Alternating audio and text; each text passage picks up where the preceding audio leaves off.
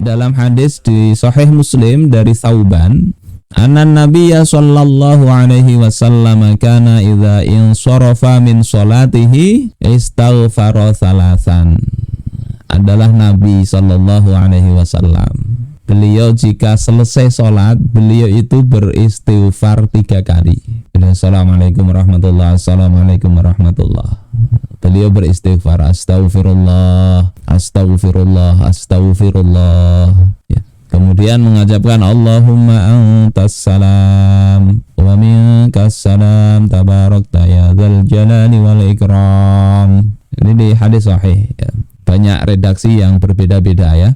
Kemudian ini jadi pertanyaan, beliau selesai sholat tapi beristighfar. Kenapa bisa begitu? Selesai melakukan ketaatan beristighfar. Maka kalau seperti ini mestinya kalau orang berdosa itu lebih beristighfar lagi. Orang tidak berdosa barusan taat aja beristighfar. Dalam riwayat yang lain dari Abu Hurairah, Rasulullah sallallahu alaihi wasallam bersabda, "Wallahi inni la astaghfirullah wa atubu ilaih." Demi Allah, sesungguhnya aku itu betul-betul beristighfar kepada Allah dan bertobat kepadanya.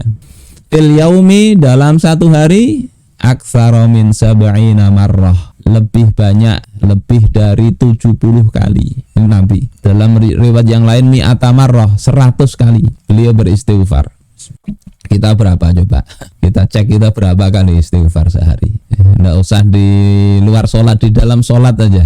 Di dalam sholat berapa itu ya. Adalah kita 70 atau 100, lebih dari 70. Apa maknanya ini? Bukan berarti Nabi itu merasa pendosa, bukan ya. Ini dijelaskan oleh Imam Al-Qastalani di dalam kitab Irsyadus Sari. Juga oleh Imam Ibnu Hajar Al-Asqalani, cuma saya ambilkan yang agak tepanjang sedikit penjelasannya, Imam Al-Qastalani.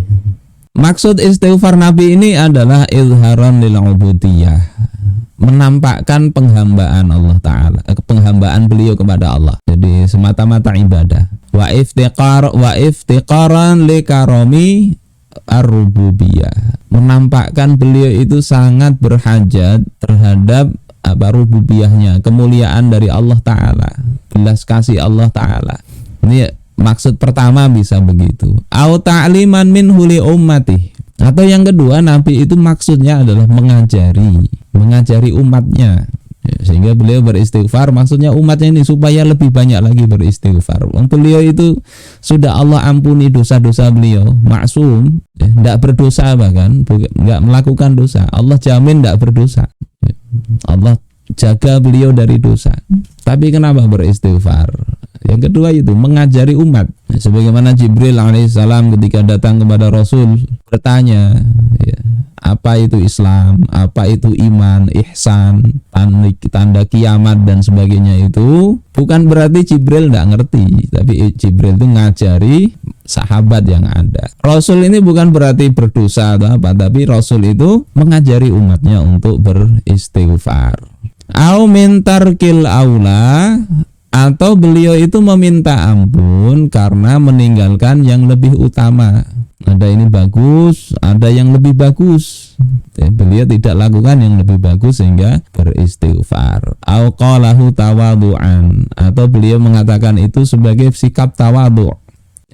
Au annahu sallallahu alaihi wasallam, ya, lima kana daimat taraqqi fi ma'arijil qurbi, ya. Atau karena Nabi Shallallahu Alaihi Wasallam itu, karena beliau itu senantiasa naik, ya, dalam tangga untuk mendekat kepada Allah. Level beliau keimanan, amal itu senantiasa meningkat. Tidak yazid yangkus, tidak bertambah berkurang, tapi beliau itu bertambah terus. Jadi ketika itu kana kullama irtaqa darajatan wa ra'a ma qablaha, setiap beliau naik satu derajat dan melihat posisi sebelumnya, istaghfara minha, beliau minta ampun.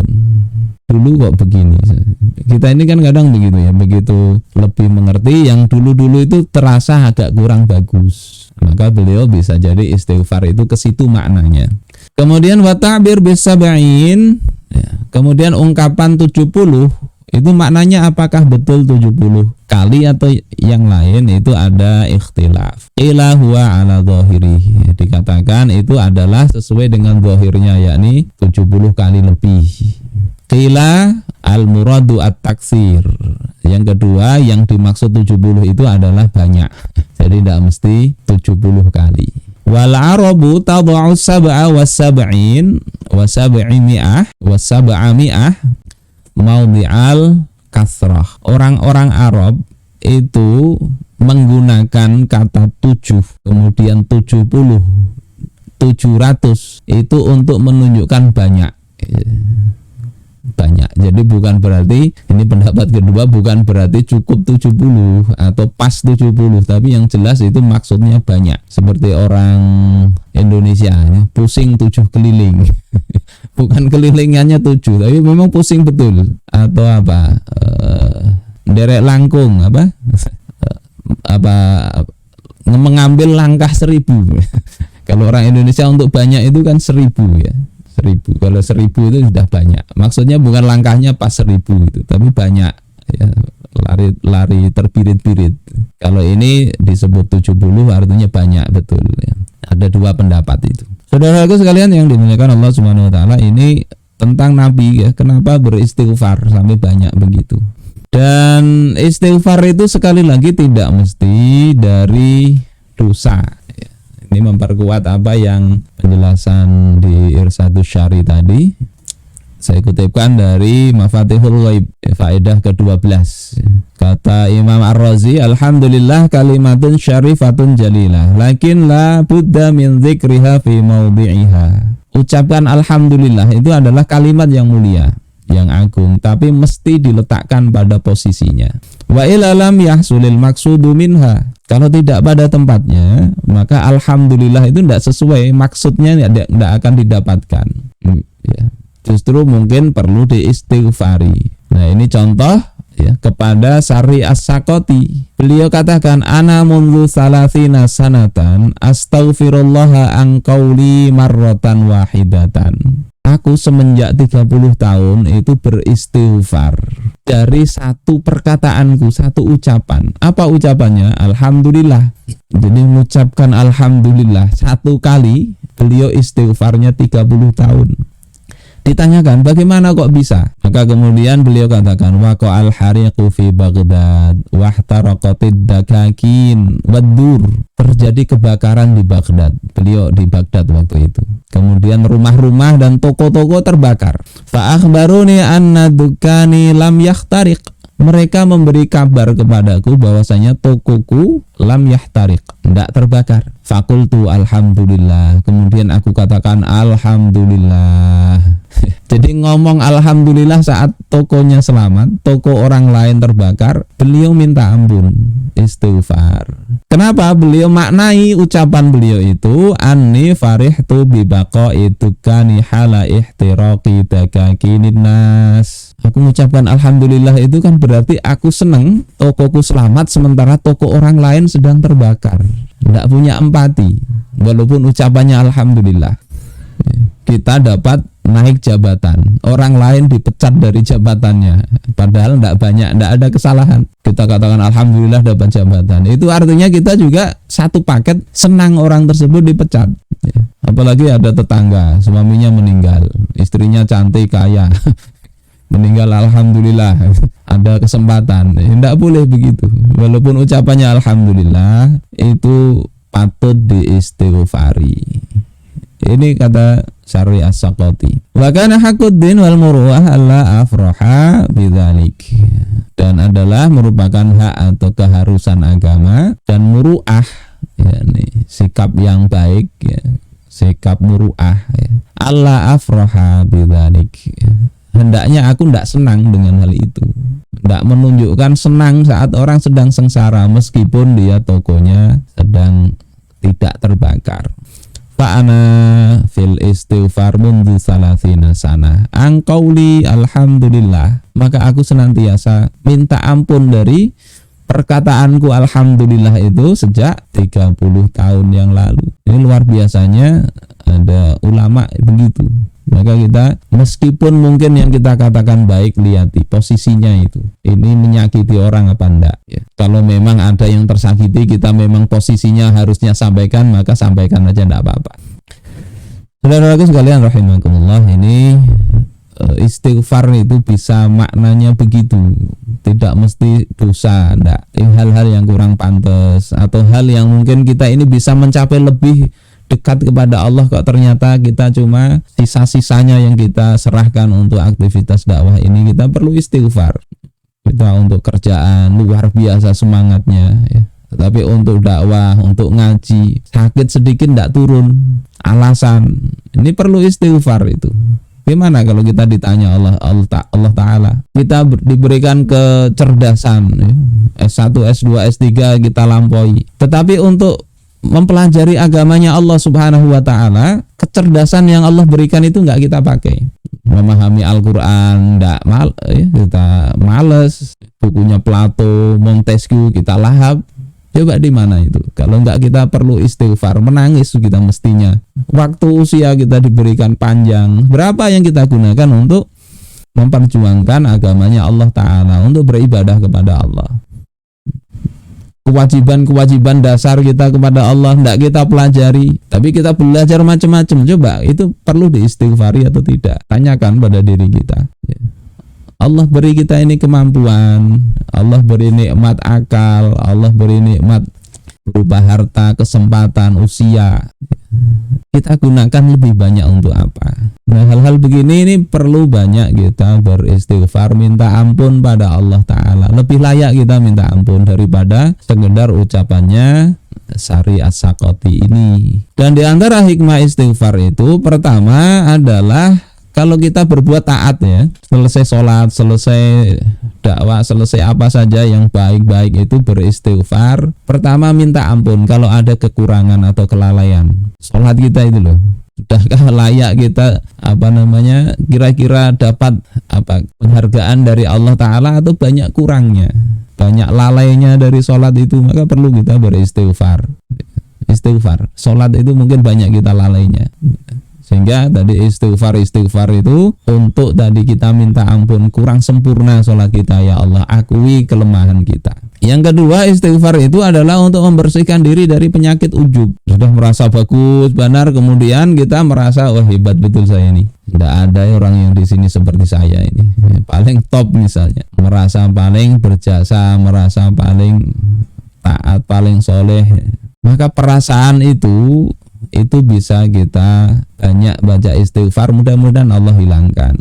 Karena apa? Di dalam hadis riwayat Imam Al-Baihaqi ada 3 perkara yang itu membinasakan. Pertama, syuhun muta', bakhil yang dituruti. Bakhil betul, bakhil itu kaitannya nggak mau mengeluarkan hak-hak harta, itu kewajiban zakat, kewajiban nafkah, kewajiban harta nggak mau dikeluarkan, itu bakhil. Suh ini kadang untuk dirinya sendiri nggak mau dia keluarkan, jadi harta itu dia menikmati untuk kenangan dirinya aja enggak.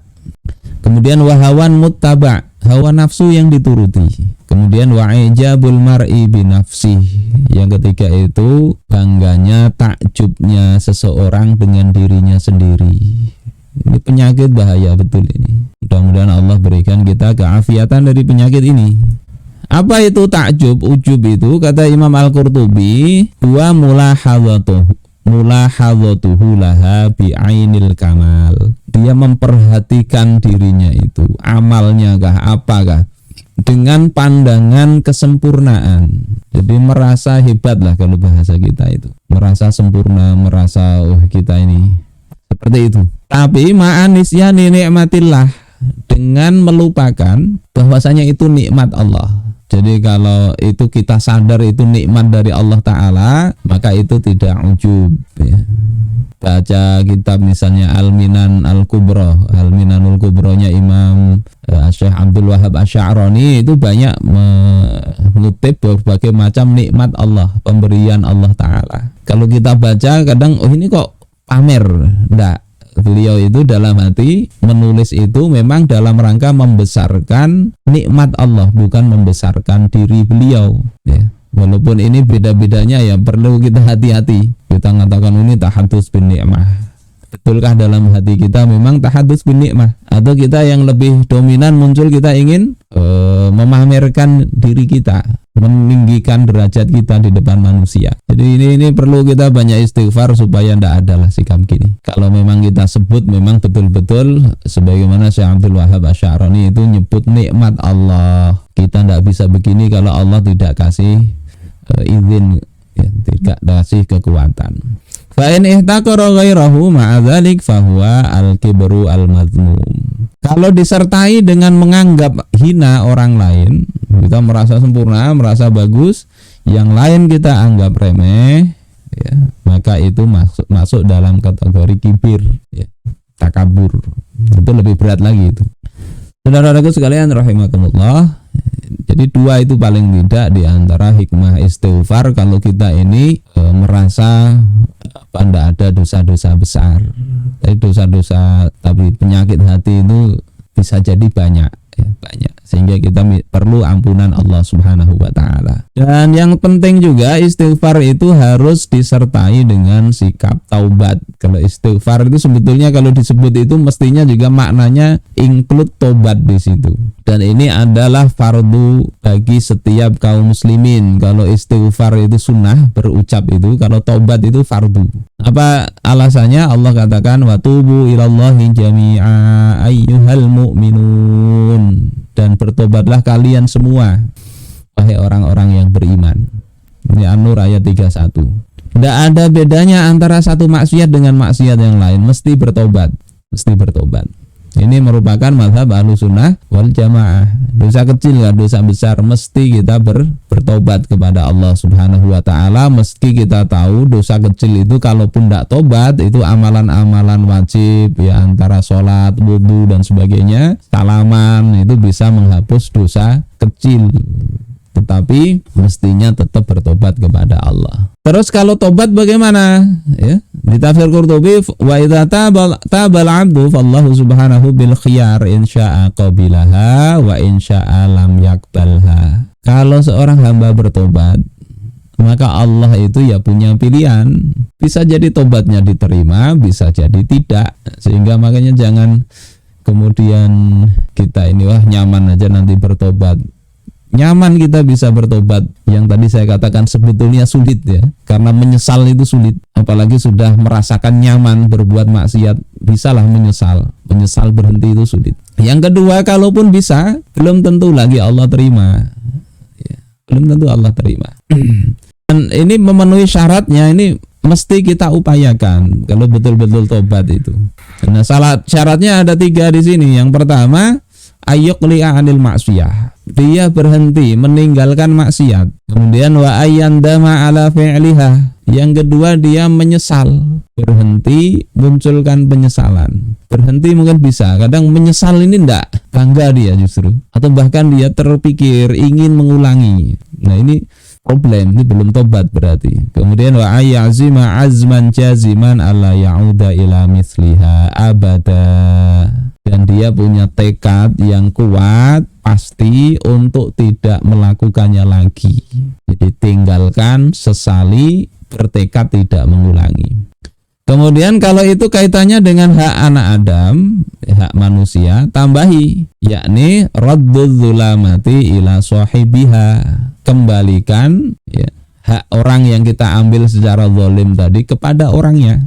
Au tahsilul bara'ati minhu, atau minta rela, minta kerelaan, minta pembebasan dari orang yang kita zalimi. Ini penjelasan Imam An-Nawawi di Syarah Sahih Muslim. Jadi istighfar itu mesti kita upayakan, wajib ya, dengan taubat ini kita lakukan. Nah, tandanya apa kalau diterima? Jadi kita cek ini, kita tobat ini diterima apa enggak. Pertama itu kalau kita semakin ada kesenangan untuk mendekat kepada Allah Ta'ala. Nah itu tanda tobat diterima begitu. Ada komunitas hijrah. Setelah berhenti semakin mudah dia melakukan ketaatan, itu tanda tobatnya diterima. Kemudian yang kedua, menjauhi dari lingkungan yang buruk. Tanda tobat betul-betul. Ini pengaruh sistem itu begitu, sistem masyarakat, pergaulan, lingkungan yang buruk tinggalkan. Kalau enggak kembali lagi nanti. yang kisahnya tobatnya orang yang membunuh 99 kemudian digenapi jadi 100 nyawa itu kan dia tobat. Kalau betul kata ulama yang alim, dia katakan kalau engkau ini masih bisa diterima kalau engkau pergi dari kampung engkau itu, jauhi lingkungan yang buruk, itu baru tobat. Selingkuh misalnya, hapus itu nomor selingkuhan, kalau bisa pindah itu supaya tidak sekantor lagi, itu betul tobat. Tapi kalau masih gelibet aja di situ, tobat ini imbas selingkuh yang gelibet itu nanti seminggu lagi terjadi lagi. Jadi kalau sudah itu putus semua hubungan, jauhi itu. Kemudian yang ketiga ada penyesalan. Maksiat itu membuat dia menyesal, kemudian taat itu membuat dia tenang. Bermaksiat dia tidak bisa tenang, maka itu tanda memang tobatnya diterima. Tapi kalau dia taat di masjid pengajian itu gelisah betul, dibawa ke diskotik baru tenang, nah itu tanda tobatnya masih belum diterima oleh Allah Ta'ala. Perilakunya lebih baik dari sebelumnya, ini juga tanda tobat seseorang itu diterima, dan senang bermajelis dengan orang-orang soleh.